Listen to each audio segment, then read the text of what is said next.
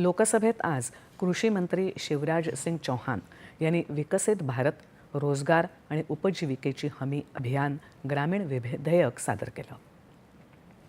हे विधेयक 20 वर्ष जुन्या महात्मा गांधी राष्ट्रीय ग्रामीण रोजगार हमी कायदा 2005 मनरेगाची जागा घेईल।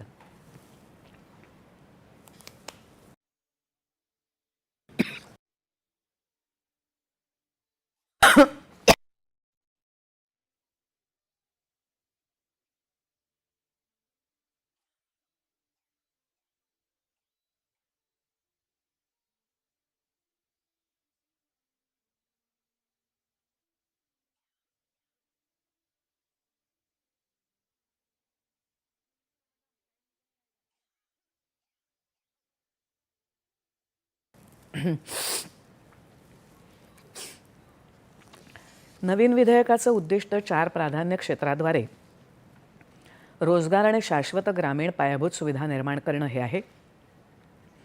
यामध्ये पाणी सुरक्षा, ग्रामीण भागातील मुख्य पायाभूत सुविधा, उपजीविकेशी संबंधित पायाभूत सुविधा, हवामान संकट अशा करण्यासाठी विशेष कामं यांचा समावेश आहे। कामगारांना जास्त हमी असलेले कामाचे दिवस, चांगलं वेतन, मजबूत संरक्षण आणि अधिक पारदर्शक अंमलबजावणी यंत्रणा प्रदान केली जाईल।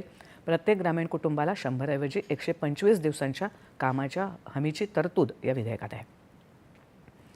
रोजगार पारदर्शकता, नियोजन आणि जबाबदारी वाढवतानाच संरचनात्मक कमतरता दूर करण्यावर भर देण्यात आला आहे।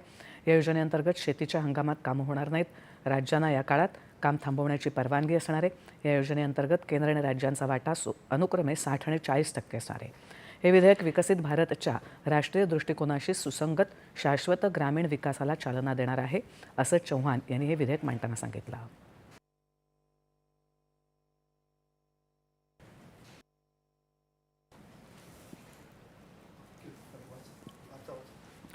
दरम्यान या विधेयकावरून विरोधकांनी केलेल्या गदारोळामुळे लोकसभेचं कामकाज दुपारी 2 वाजेपर्यंत स्थगित करण्यात आलं होतं।